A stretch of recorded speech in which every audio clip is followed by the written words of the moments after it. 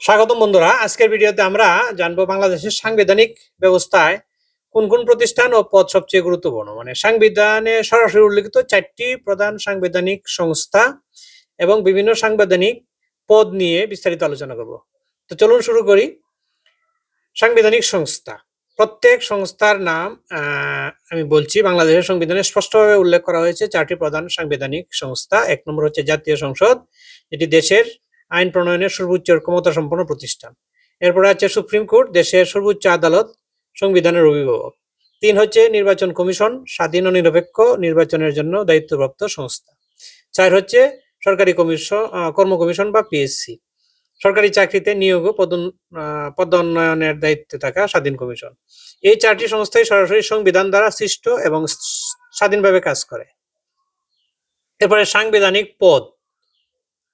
সাংবিধানিক পদ হচ্ছে গিয়া মানে যেটা সরাসরি উল্লেখিত গুরুত্বপূর্ণ পদ, যেমন রাষ্ট্রপতি, রাষ্ট্রের প্রধান, স্পিকার ও ডেপুটি স্পিকার জাতীয় সংসদ পরিচালনা করেন, মন্ত্রী পরিষদের সদস্যবৃন্দ সরকার পরিচালনার মূল চালক, সংসদ সদস্যগণ জনগণের প্রতিনিধি, সুপ্রিম কোর্টের বিচারকবৃন্দ ন্যায় বিচার নিশ্চিত করেন, প্রধান নির্বাচন কমিশনার ও অন্যান্য কমিশনার নির্বাচন কমিশনের নেতৃত্ব দেন। এরপরে সরকারি কর্ম কমিশনের চেয়ারম্যান ও সদস্যবৃন্দ পিএসসির নেতৃত্ব দেন।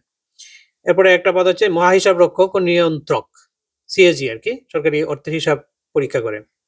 তে ওনারা সকলেই সংবিধান অনুসারে নিয়োগপ্রাপ্ত এবং শপথ গ্রহণ করে দায়িত্ব পালন করেন।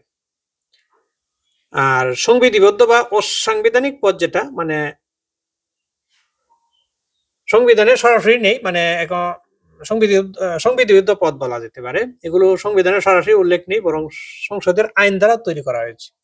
একটি উল্লেখযোগ্য উদাহরণ যেমন অ্যাটর্নি জেনারেল, তিনি সরকারের প্রধান আইনি উপদেষ্টা, কিন্তু সংবিধানে সরাসরি উল্লেখিত নন, এজন্য তিনি সাধারণত শপথ গ্রহণ করেন না।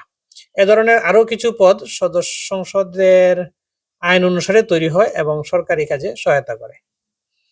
তাই বন্ধুরা, বাংলাদেশের গণতান্ত্রিক ব্যবস্থা টিকিয়ে রাখতে এই সাংবিধানিক সংস্থা ও পদগুলো স্বাধীনতা ও নিরপেক্ষতা অত্যন্ত জরুরি। আপনার কোনো প্রশ্ন থাকলে কমেন্টে জানান, আর ভিডিওটি ভালো লাগলে লাইক করবেন। ধন্যবাদ, দেখা হবে পরবর্তী ভিডিওতে। ভালো থাকুন সব সময়।